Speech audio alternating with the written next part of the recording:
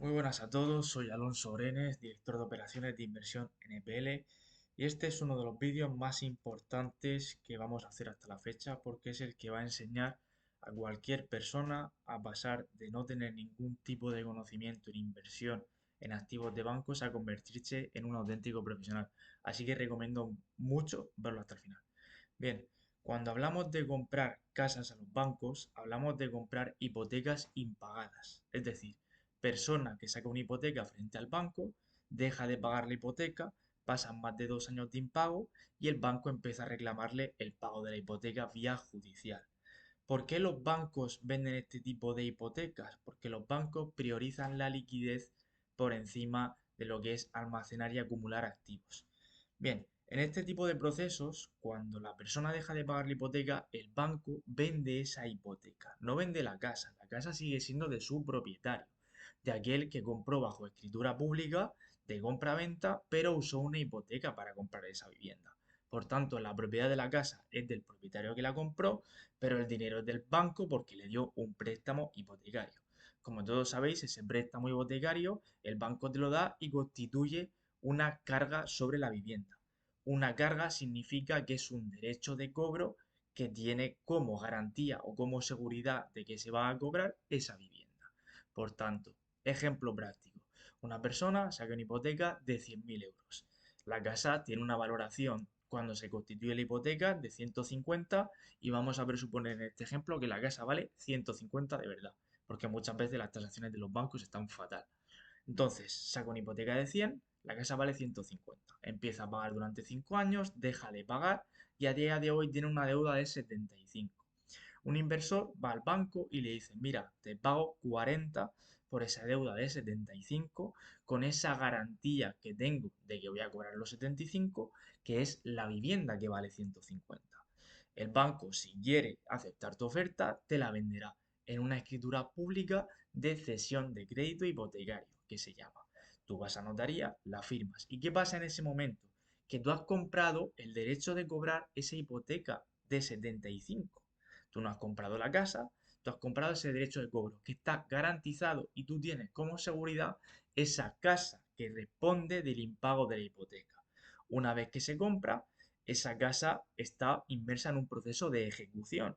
Es decir, tú tienes que ejecutar la casa en un proceso de ejecución judicial. Puede ser una ejecución hipotecaria, puede ser un juicio ordinario, puede ser una ejecución de títulos no judiciales, puede ser varios tipos de ejecución que se ponen en función del tipo de hipoteca que se le dio a esa persona.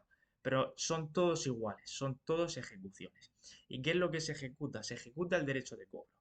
Tú compras y dices, oye, señor juez, que yo he comprado este derecho de cobro de 75 garantizado con esta casa frente a estas personas. Exíjale el pago de los 75, porque tú lo que quieres es que te paguen esa hipoteca impagada que has comprado. Por tanto, en este momento, todo este tipo de operaciones son operaciones financieras.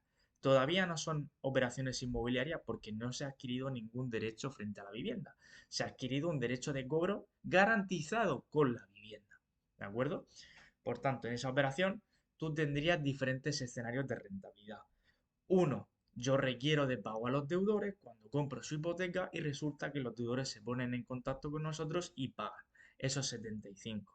Con lo cual tú has pagado 40, has cobrado 75 porque tu derecho de cobro ha ganado 35. Estaríamos hablando prácticamente de un 100% de rentabilidad porque has hecho una inversión de 40 y has ganado 35. ¿De acuerdo? ¿Qué pasaría si esos deudores no te pagan o no quieren pagar o no pueden? Esa casa sale a una subasta pública, la típica subasta del BOE que tú entras y puedes pujar. Cuando alguien puja en una subasta del BOE, se está pujando porque esa vivienda se ha ejecutado por algún tipo de deuda. Por tanto, tú eres el banco en ese momento y si alguien puja, tú eres quien cobras directamente esos 75. Si alguien pujase 130, tú tendrías derecho a cobrar 75. Es verdad que tienes derecho a cobrar 75 más lo que es la tasación de intereses y costas. ¿Por qué? Porque para cobrar tus 75 te han obligado a poner un juicio. Por tanto, los juicios en España devengan intereses y costas, que están presupuestados hasta un máximo del 30% sobre lo que se te debe. ¿De acuerdo? 75 más el 30% del 75. Eso sería todo lo que cobrarías en la subasta. Todo lo que pujen por encima de eso ya va a las cargas posteriores y si no hay cargas posteriores va directamente al deudor. Por tanto, has hecho una operación financiera. Has comprado con una escritura pública papeles, no has comprado una casa, has ejecutado y has cobrado porque has comprado esos papeles en un juicio de ejecución, porque te han empujado en la subasta. ¿Qué pasa si no entra nadie a la subasta y no puja a nadie? Que tú pides la adjudicación de la plena propiedad de la vivienda. A partir de aquí sí se convierte en una operación inmobiliaria. Oye, me debían 75 más intereses y costas, no me han pagado en la subasta porque no ha entrado nadie, yo he comprado esto en 40, pido la adjudicación de la vivienda en pago de ese derecho de cobro que yo tengo contra ella. Por tanto, esa vivienda dejaría de ser de los propietarios previos y sería tuya en plena propiedad. A partir de aquí, tú ya como propietario, si está vacía, la enseñas y la vendes.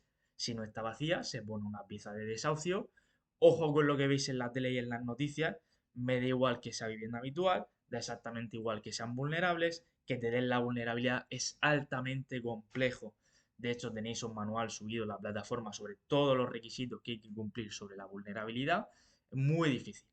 Que no os dé miedo al final si hay ocupación legítima o ilegítima, con título o sin título, siempre se acaba tomando la posesión dentro del mismo juicio de ejecución hipotecaria bajo una nueva pieza de toma de posesión o desahucio. No hace falta poner un juicio de desahucio nuevo, porque tú ya tienes abierta la ejecución y en esa fase de querer y adquirir la propiedad, pides al juzgado que aparte de la propiedad te dé la posesión. Este es el círculo de la operación. Primero, vemos el derecho de cobro, cuánto puedo cobrar en la subasta, que está garantizado, tiene como garantía y como seguridad absoluta de que solo vas a cobrar esa vivienda e esa hipoteca escrita en el registro de la propiedad, bajo la protección de un proceso de ejecución hipotecaria ante uno juzgado español y con una cobertura plena y total. ¿Vale? Ahora que hemos entendido los conceptos básicos del sistema, bueno, os quiero explicar básicamente diferentes conceptos. ¿Por qué se llama esto NPL? Es un Non-Performing Loan, un préstamo hipotecario impagado. Como veis aquí, banco, da hipoteca, deudor, deja de pagar. El banco pone una demanda para cobrar. Y dice el banco, bueno, es que no tengo ganas de esperarme un año y medio, que puede ser que dure el juicio de ejecución. No es que no tenga ganas, es que ellos tienen un problema. Y es que están obligados a ceder este tipo de activos, ellos los llaman activos tóxicos, realmente son tóxicos, pero para su balance, porque ellos han sido quienes han dado el préstamo y por lo tanto son quienes están perdiendo dinero. Tú que vas a comprar ese derecho de cobro por debajo de lo que el banco le ha dado, tú no estás perdiendo dinero jamás. El que está perdiendo dinero es el banco. Por eso se les llama tóxicos, porque son tóxicos para el banco, no para el inversor ni para nadie más. Y dicen, bueno, es que yo como banco tengo que provisionar las pérdidas al Banco de España. Si una persona deja de pagar 100.000 euros al banco, el banco al Banco de España tiene que pagar esos 100.000 euros que el otro le ha dejado de pagar. Con lo cual, no es que lo pierda por uno, lo pierde por dos hasta que lo recobra. Y una vez que coge esa hipoteca de 100 y la vende en 60, se da esos 60 para poder terminar de dotar las pérdidas al Banco de España. Por eso para el banco son tóxicos, pero nada más. Significa que sean malos ni no malos. ¿De acuerdo? Bien, lo que os decía, están obligados a provisionar y el negocio de los bancos es financiero. Ellos no es un negocio inmobiliario. Los bancos sabéis perfectamente que viven de clavar comisiones, de venderte el plan de pensiones, de venderte los seguros, de venderte la hipoteca y los intereses de la hipoteca. Ellos viven a base de intereses, comisiones o de darte un plazo fijo de rentabilidad del 3% anual, cuando el banco con ese dinero lo está moviendo para ganar un 70% anual y te paga a ti un 3%. Ellos no tienen un negocio inmobiliario. Por tanto, por eso ceden estos préstamos. Ahora bien, tenéis que saber lo siguiente y es muy importante. Muchas veces, como este negocio existe, y este negocio existe única y exclusivamente porque hay una completa ineficiencia estructural del sistema español, y cuando digo esto, me refiero a que si un proceso judicial de reclamación de pago para que te paguen la hipoteca, que es lo que compra un inversor y es lo que tiene el banco, durase 3 meses, ¿por qué los bancos iban a vender? Y dice, bueno, Si en 3 meses voy a recuperar la liquidez o me voy a adjudicar la casa y la voy a poner a la venta en internet con una inmobiliaria, que eso los bancos lo hacen cuando se adjudican las casas, y voy a recuperar, ¿por qué le voy a vender esto a un inversor muy por debajo de lo que yo sé que puedo ganar y dejar que él gane dinero a mi costa? Pues porque hay una ineficiencia de que los plazos judiciales, si bien nuestra media en todas nuestras operaciones, y llevamos más de 300, está entre 8 y 16 meses, los abogados de los bancos son gente que va a trabajar de 9 a 2, te presenta el escrito, lo hace mal, el banco lo pierde, vuelta a empezar, le condenan en costas.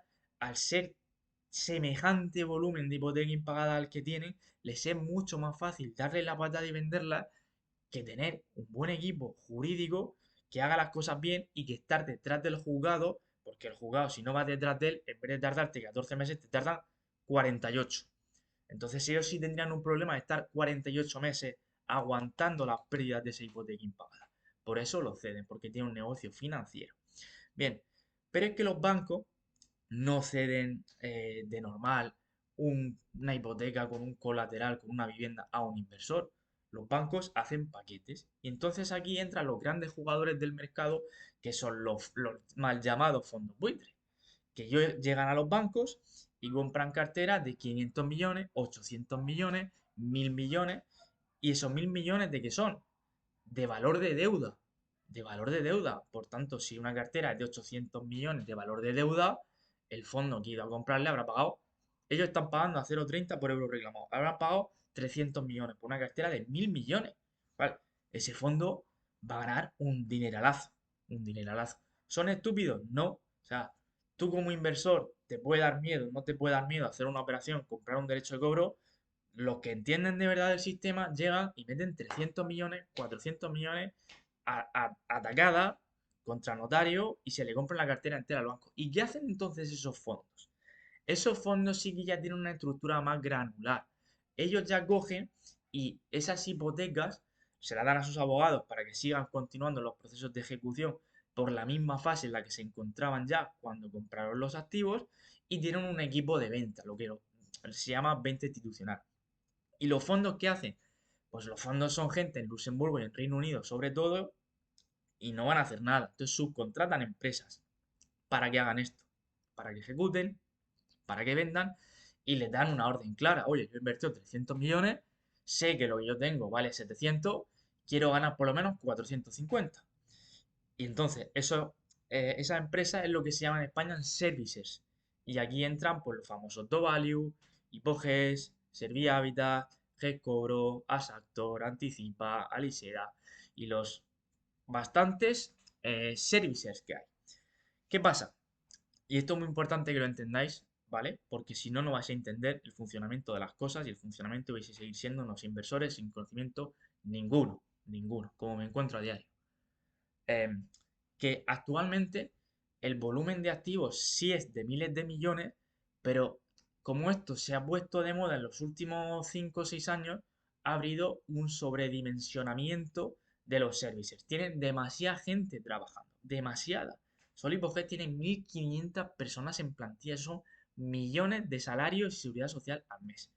¿Qué pasa? Que a las empresas no les gusta desaparecer y van vendiendo los activos poquito a poquito, ojo, activos que no son suyos, que no los han pagado ellos, que son de su cliente, que es el fondo de inversión, y los venden poquito a poquito bajo el argumento contra su cliente de, oye, te estoy intentando sacar la máxima rentabilidad, pero no permiten que los inversores como tú y como yo vayamos y compramos al ritmo que nos dé la gana. Yo tengo capacidad de estar comprando muchos millones todos los meses y tengo que ir de uno en uno, de dos en dos, porque tú vas a Hipogés, les dices, y de hecho fui a Hipogés el lunes pasado, y les dije, quiero una cartera de 40 millones, me dijeron, no, te lo podemos vender de 1 millón en 1 millón. ¿Por qué? Evidentemente la gente que está ahí cobra sus comisiones por vender. No ese es el problema. Ellos cuanto más vendan, mejor para sus salarios. El problema es que si venden a un ritmo mayor del que tienen en cartera, porque su cliente a lo mejor no tiene más y ha dado orden de desinvertir y no quiere tener más, pues obviamente se van a quedar todo el mundo sin trabajo. Van a hacer un ERE. ¿Qué pasa ahora? Que hay una guerra de crecimiento horizontal entre los services. Ningún services quiere desaparecer. Por tanto, ellos quieren quitarle la gestión de las carteras a los demás y quedarse con ellas porque para un servicio es un negocio cojonudo.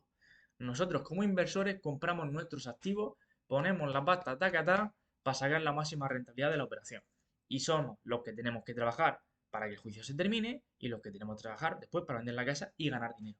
Pero es que los servicers ganan una pasta sin tener que poner un duro en ningún activo porque tienen esos contratos de servicing o contratos de gestión que les permite vender activos que no son suyos y llevarse unas comisiones al alza por activos que no son suyos. Nosotros en esa liga no podemos jugar. Ya lo he intentado, es imposible, es un mercado muy hermético, es como pelearte con un ministro, te queda bien, te queda mal, sea malito, sea más tonto, pero no se puede jugar. Entonces, nosotros vamos a centrarnos y habiendo entendido esto, sabréis por qué muchas veces cuando se solicita información de activos, de más o de menos, el servicer, que es el que gestiona, contesta o no contesta, en función a las órdenes que tenga el jefe. Si dice el jefe, el CEO del servicio, este mes no tenemos que vender, porque yo tengo que presentar las cuentas a mi cliente diciendo que hemos ganado tanto y que vamos a ganar tanto dentro de los próximos 3 meses. Por lo tanto, este mes no vendemos o vendemos poquito. Si tú haces la oferta en un mes que el fondo tiene orden de vender poquito, pues no te contestan, te dan un precio que no tiene sentido para que no compres, locuras. Ahora, cuando tienen órdenes de vender, entonces sí se puede comprar más rápido, sí pasan la documentación, sí se pueden hacer ofertas, sí que pueden admitir rebajas bastante importantes y eso cuando suele ser, siempre coincide con cierre de semestre junio, mayo, junio, julio, octubre, noviembre, diciembre. Octubre no, más bien noviembre, diciembre. Son cuando más susceptibles son de escucharte. Entonces, cuando tú mandas una oferta en marzo, en febrero, salvo que, por lo que sea, ese activo concreto lo quieran vender, porque hay veces que tienen prioridad de vender ciertos activos y orden de no vender otros, tienen orden de no vender otros, pues tú puedes hacer una oferta, te pueden escuchar o no, porque son empresas privadas que gestionan las carteras de sus clientes. Y ese fondo de Luxemburgo le ha dado X órdenes a la empresa y la empresa ha transmitido X órdenes para poder cumplir esas. La empresa ha creado su propia estrategia para poder cumplir la empresa y las expectativas de su cliente. Cliente fondo contento, service contento, service in vivo. Pero bueno, esto lo cuento porque para que entendáis el por qué a veces nos dan algunos precios que no tienen sentido, el por qué a veces no contestan y el por qué a veces se cogen y se publican en plataformas 100 operaciones del tiro. Por todas estas cosas. Nosotros tenemos los contactos con los CEOs de los services, conocemos a los clientes con los que trabajan los services, tenemos contacto con todos los departamentos de venta institucional y somos el cliente número uno de la gran mayoría de servicios porque estamos comprando una barbaridad y lo normal no es tener a una persona comprando de 3 millones todos los meses. ¿Me explico? ¿Por qué hacemos esto? Porque el negocio aquí está en comprar. Y ahora vamos, ¿por qué? Quedado con esta frase, el negocio está en comprar. Bien, bueno, esto ya lo hemos hablado. Bien, el negocio está en comprar. Mira, vamos directo al grano. Primero, escenarios de liquidez. Cuando tú compras, sabes que te deben más de lo que has pagado. Sabes que la casa vale más. Estás tranquilo. Tienes garantía hipotecaria por la cantidad de pago y tienes garantía por el valor de la casa. Ambos siempre son por encima.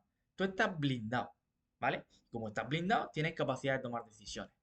Y aquí vas a ganar más o vas a ganar menos en función del tipo de inversor que seas.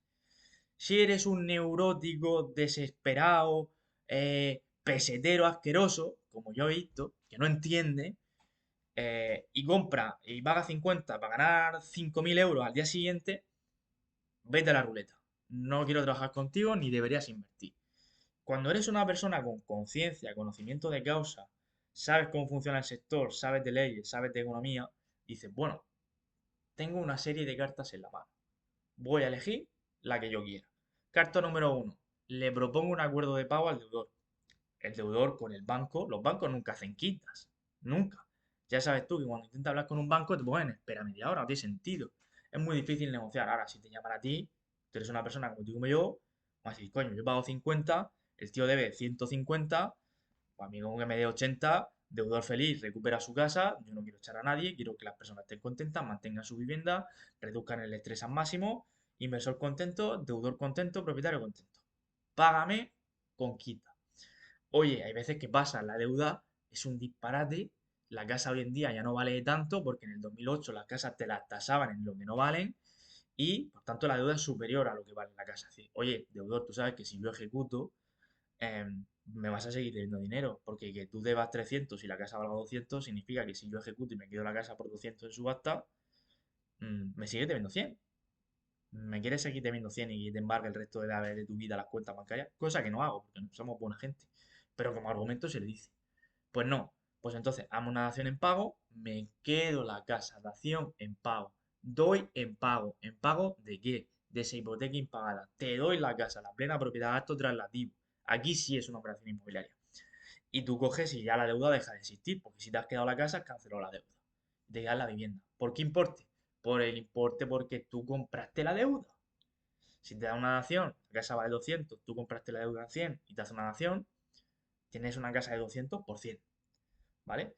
Oye, con el deudor no hay manera de hablar, su abogado es mongolo, no sería la primera vez que me encuentro un abogado mongolo, y lo digo abiertamente, mongolo, no se puede negociar. Pues oye, chicos, te saco al juzgado, te saco a subasta, te ejecuto a piñón hasta el final. Y vas a ganar mucho dinero. O luego está lo que hacen los services. Es decir, los services, ellos no ponen dinero para comprar. Ellos tienen esos contratos de gestión. Nosotros, ni tú ni yo los vamos a tener porque no tenemos 1.500 empleados, empezando por ahí. ¿Bien? Entonces, aquí ya entra lo que es la inversión como negocio. Yo compro, en vez de una deuda, 3 4 5 10 un paquete y en vez de ejecutarlas todas, vuelvo a vender otra vez más cara de lo que yo he comprado otra de las deudas. Oye, pues si yo tengo la suerte de haber comprado, yo incluso compré una operación de esta, compré un derecho de cobro de 300, un chalet en la playa que valía 350, por un fallo de un sistema de un servicio lo compré en 80. Cojonudo. Encontré a un señor de la playa, inglés, esa casa estaba vacía, era de otro señor inglés, que quería comprarme a mí esa deuda para poder ejecutar él y quedarse la casa a él. Se la vendí en 180. Y para él baratísimo, porque la casa valía 300, derecho de cobro 300, y he pagado 180. Ya, pero yo pagué 80 y le gané 100.000 pavos a la operación, comprando y vendiendo. O sea, igual que hacen los servicios, comprar y vender, aquí está inversión pura, que es invertir y coger todas tus cartas para sacar la rentabilidad máxima en función de la viabilidad posible de la operación y la carta que se pueda usar para ganar, o volver a vender tu posición. Claro, para volver a vender tu posición hace falta que compres barato. Si compras caro, nadie te va a querer comprar eso, más caro todavía. Tú no puedes vender una deuda a precio de lo que vale la casa, porque es una deuda. A ver, en el mundo se compra todo lo que uno quiere comprar, pero sería muy difícil que lo vendiera. ¿Vale? Estos son los escenarios. ¿Por qué el modelo es rentable? Pues, obvio. O sea, quiero decir, ejemplo, me deben 132, que es lo que la persona ha dejado de pagar. Yo le hago una oferta al banco en 66.450, bueno, que es el 50%. El banco me la acepta, ¿vale? Supongamos, no tiene por qué aceptarla, no tiene por qué aceptarla. A lo mejor tú le haces una oferta en 60, te dice 75, bueno, escúchame, cobrar 132, comprar en 75.000, el que voy a cobrar 132, joder, es como si tú fueras y le dijeras a un tío, oye, me vende ese billete de 5 euros por 1 euro y te lo vende. ¿Hay alguien idiota? No, es el sistema. Ole por ti, ya compro un billete de 5 por una moneda de 1. Pues esto es lo mismo, ¿vale? Con lo cual, tu garantía, la casa y el derecho de cobro. Bien, el sistema, operación paso a paso. Todos habéis visto la plataforma que es inversionNPL.com. Primero, detecto el colateral. Es relevadamente importante a efectos de cuanto un inversor prefiere que es ganar dinero en una operación rentable, que la casa esté en un sitio, en una comunidad autónoma o en otro. No, o sea, es irrelevante. Yo entiendo que mucha gente dice, no, es que yo quiero comprar una deuda de una casa que está a 3 calles de la mía. Bien, lo entiendo. Te puede facilitar la negociación con los deudores. Hoy en día, en 2026, ordenadores, teléfonos, correo electrónico, en los juicios van por LexNet, que es una plataforma electrónica. ¿Hace falta que estés al lado de tu casa para ir a hablar tú con el tío? No. Se puede gestionar igual, igual de eficiente. Pero entiendo que mucha gente diga, no, yo quiero invertir en mi ciudad. Bueno, perfecto. Detección de colaterales en tu ciudad. ¿Significa que estés comprando la casa? Insisto, no. ¿Significa que el que esté al lado de tu casa vaya a suponer una mejora para que tú termines la operación antes? Irrelevante, no. ¿Vale? Se envía la oferta al banco. Si quieres ir a ver si está vacía, bien, porque si están vacías se puede pedir al juzgado la toma de posesión anticipada. No hace falta esperarse a que la casa salga a subasta y es entonces después al cierre de la subasta cuando se pide la posesión. Si está vacía, se puede decir al juzgado la toma de posesión interina, que es, oye, señor juez, en garantía de la salvaguarda del valor económico del activo que respalda mi hipoteca, solicito tomar la posesión para que si no se minusvalore, porque si no es lo mismo que tú tengas una casa en 200 que esté bien, a que la casa esté completamente destrozada y ahora hay que reformarla, porque entonces ya no vale 200, vale 150. Entonces por eso se toma la posesión y el juez la da, pero tiene que estar vacía. Hecho eso, se revisa toda la documentación procesal. ¿Por qué? Porque en fase de revisión procesal yo tiro muchas operaciones para atrás. Hay juicios que los abogados de los servicios, los abogados de los bancos, han gestionado mal porque ha empezado mal desde el principio. Entonces, lo que es un juicio que de media tarda entre 8 y 16 meses, máximo 24, no he tenido ninguno que tarde más, se te puede ir a 4 años porque está mal gestionado. Entonces, toca volver a empezar y tienes que volver a empezar, es una faena. Entonces, yo ahí los tiro para atrás porque no es lo mismo hacer una operación de que yo invierta 50 para ganar 30, 40 en un año y medio o dos, que es la media, que tú piénsalo. O sea, hay gente que invierte en bolsa y pierde dinero. Hay gente que invierte en cripto y pierde dinero por 10. Hay gente que tiene el dinero en un depósito, en un plazo de pensiones a un 4% anual no rescatable. Si tú haces una operación que te da un 65% de margen, aunque sea 2 años o 3, estás ganando un 30% anual con una garantía que es una casa, con un juicio, con una escritura, con un registro de la propiedad. Quiero decir, por eso nosotros invertimos millones y por eso los fondos vienen a España y sueltan 600 millones a tajar. La última noticia esta semana pasada, que cobra corta, lo habréis visto o no lo habréis visto, pero ha salido en los telediarios y sobre todo en prensa digital. Que cobra acaba de comprar una cartera que en las noticias no te dicen de qué banco es, pero yo sí lo sé, es de Bankinter, se llama la cartera Ignis, ¿vale? Y han comprado a 0,39 por euro reclamado. O sea, es como si tú le dieras 39 céntimos a un tío y ese tío a cambio te diera un euro. Joder, es un negocio cojonudo, con perdón de la palabra cojonudo. ¿Vale? Escritura, termina la operación. Si quieres reinvertir, invierte. Si no, no. Nosotros hemos hecho efecto bola de nieve. Empezamos invirtiendo hace muchos años ya. Y bueno, pues aquí estamos.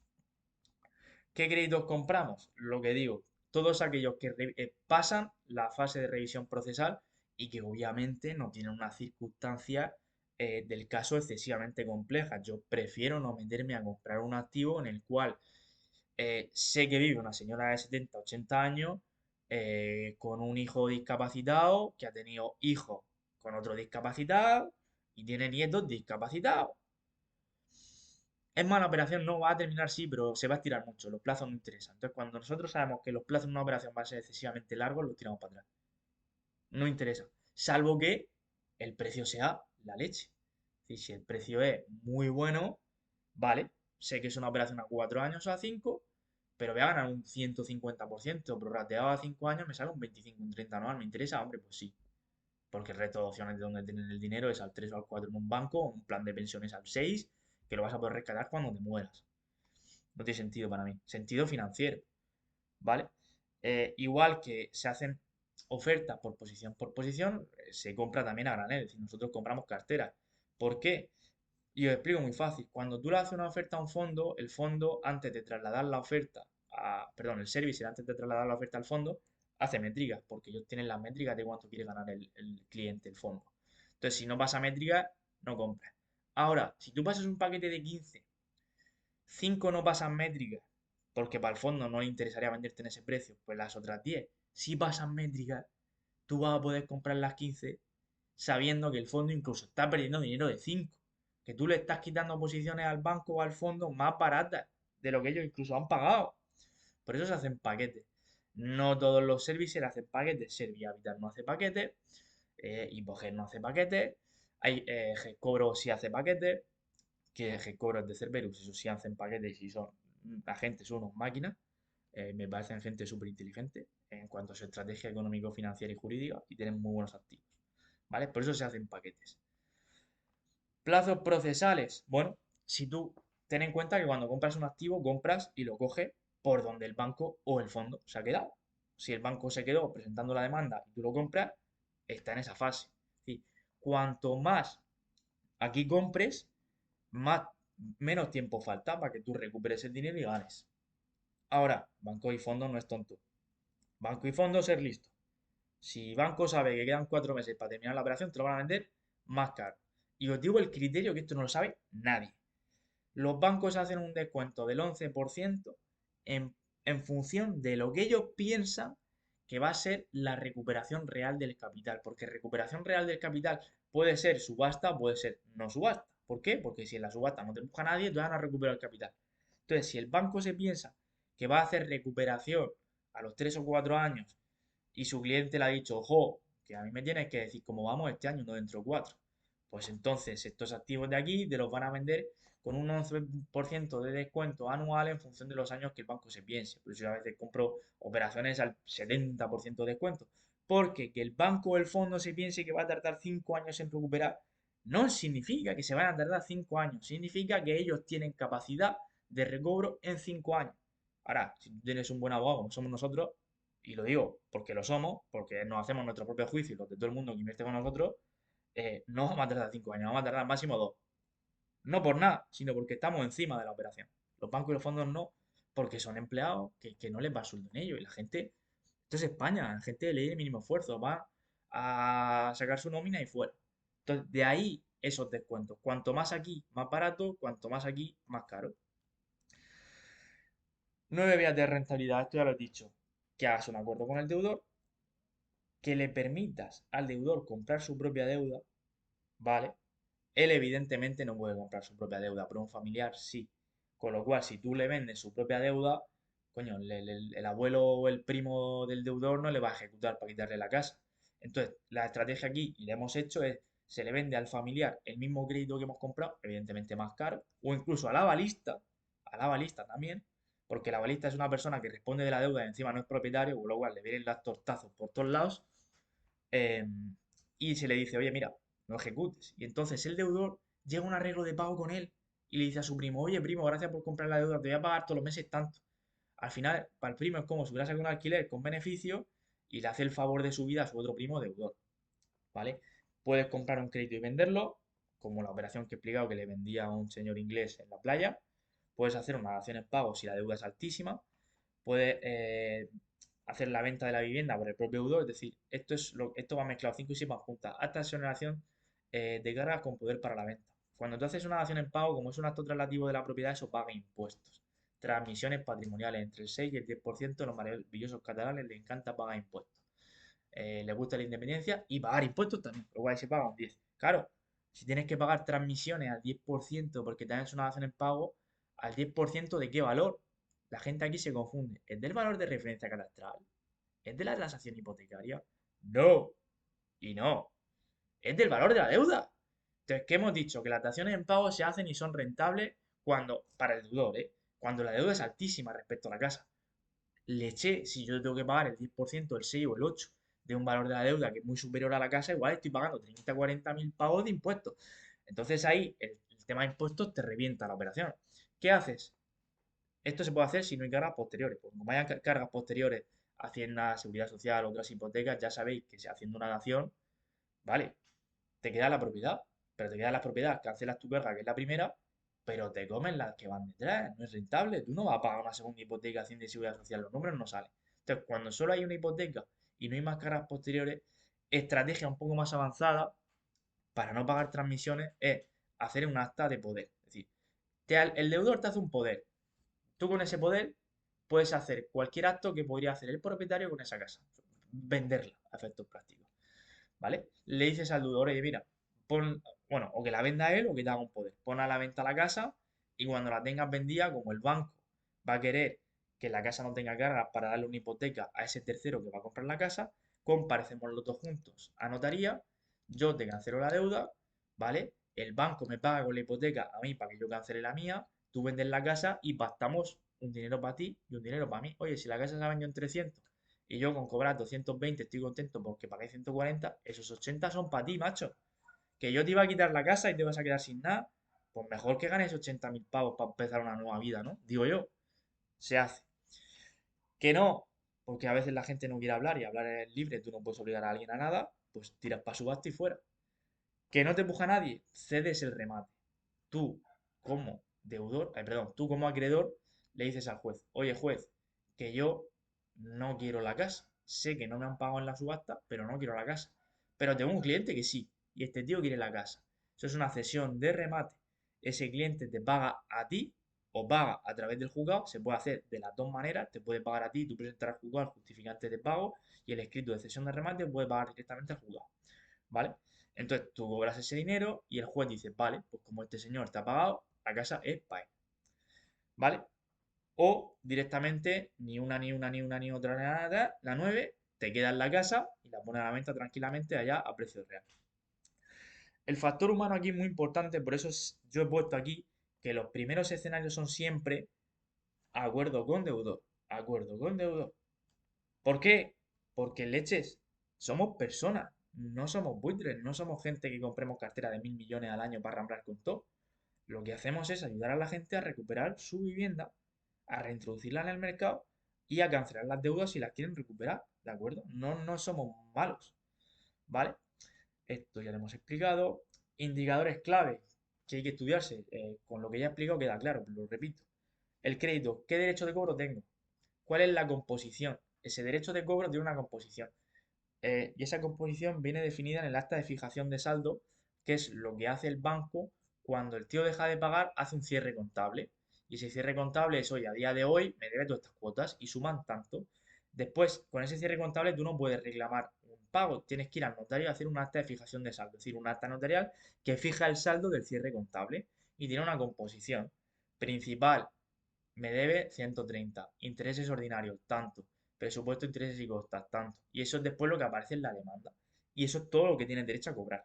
¿Vale? Responsabilidad hipotecaria. Bien, concepto clave. No es altamente clave, pero es muy importante si es bajo. ¿Por qué? Porque si bien tú tienes derecho a cobrar toda la deuda completa, la casa no siempre responde de toda la deuda. Me explico. Hay bancos que la gente trabajando ahí tiene que tener algún tipo de problema mental que cogen y dicen, bueno, yo tengo una hipoteca de 200 pero la casa solo responde de 100. O sea que si yo compro eso, como ellos probablemente una de 200 te la quieren vender en 110, 120. Vale. Tú vendes una deuda de 200 en 110. Vamos, viene 90.000 euros de margen, tiene buena pinta. Pero me dice que la responsabilidad hipotecaria es 100. O sea, que yo en subasta lo máximo que voy a cobrar es 100. Sí. O sea, que yo voy a pagar 110 y solo puedo cobrar 100. Sí. Pues no lo compro. Eso es la responsabilidad hipotecaria. Es un tope del máximo que tú puedes cobrar en la subasta. Indicadores claves también, la fase judicial, es decir, en qué fase judicial nos encontramos. Cuando yo le compro, en qué momento del proceso me encuentro. Estado ocupacional es clave, a mí me importa, es lo que menos me importa. Yo prefiero esto, claro, porque el que esté dentro se va a ir por las buenas, por las malas, por el juzgado, por negociación, por desahucio.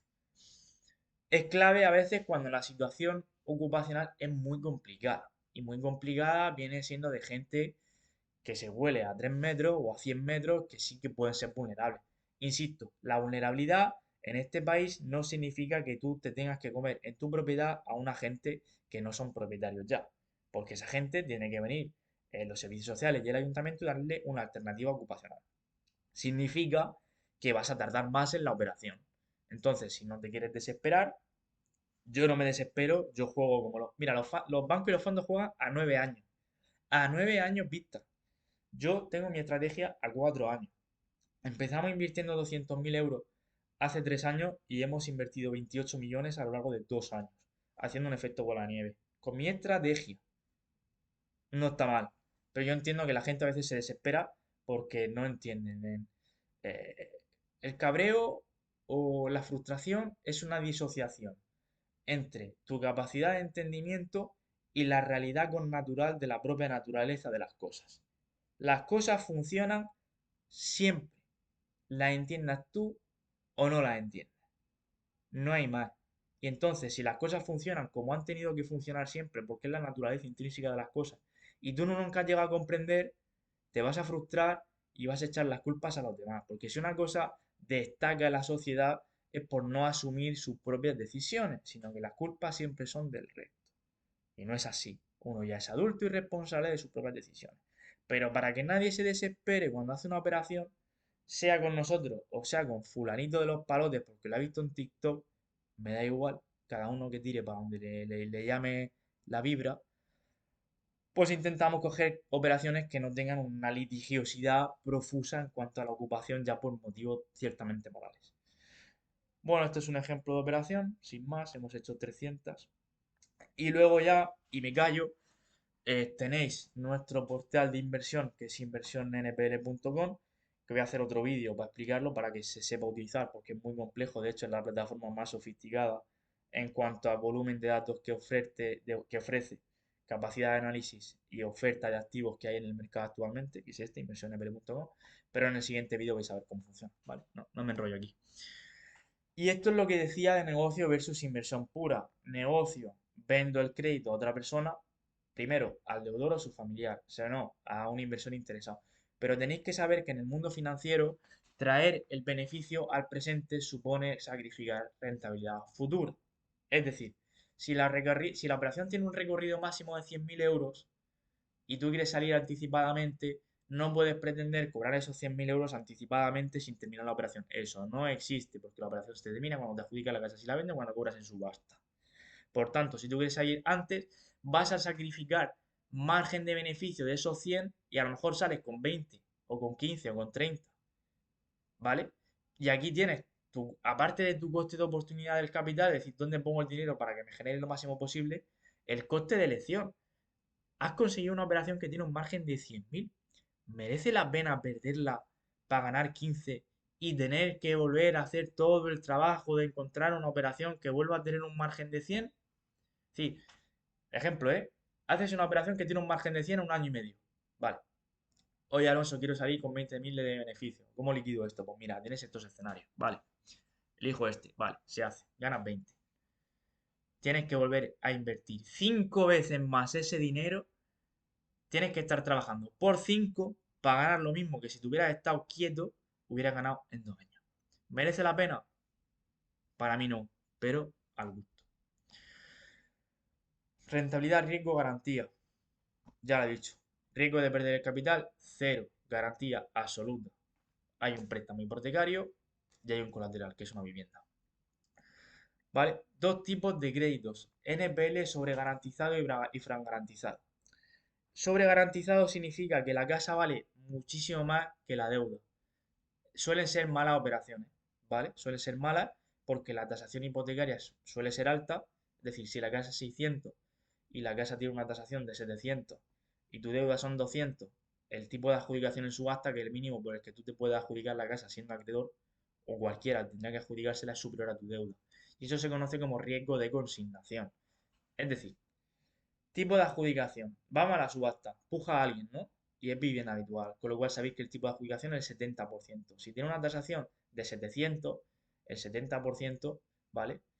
Pues son 490.000 pavos. Tu deuda son 250, es decir, lo máximo que tú vas a cobrar son 250. Viene un tío y te puja a 200 y dice, hombre, pues yo me gustaría quedarme la casa, porque por una puja de 200 no merece la pena. Y pujas tú en 300 y te piensas que con 300 te va a quedar la casa. No, señor. Tienes que pagar la diferencia al juzgado hasta los 490. ¿Es buena operación financiera? En absoluto. En absoluto. Con lo cual, ojo con estas operaciones. Que esto tiene muy buena pinta. Veis en el programa Chalet de 1.000.000, deuda 300 y os pensáis que vais a hacer la operación de vuestra vida y vais a ganar 700.000 euros. Estoy muy equivocado. No funciona así. No por nada, no porque lo diga yo. Son métricas legales. NPL infragarantizado. Es decir, el crédito está muy por encima de lo que va en la casa. Muy buena operación. Porque vas sobrado en la subasta. Vas realmente sobrado. Y no vas a tener el problema ni riesgo de consignación. ¿Leyes que brinda la operación? Pues bueno, las leyes españolas. Es que ya está, es que ya lo he explicado todo, ¿vale?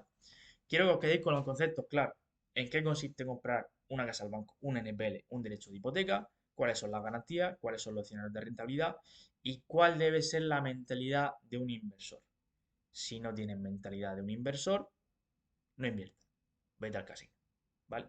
Así que nos vemos en el siguiente vídeo, que voy a explicar en profundidad cómo usar bien la plataforma para no morir en el intento y hacer una, dos, tres, 10 operaciones rentables o las que tú quieras hacer, ¿vale? Un placer.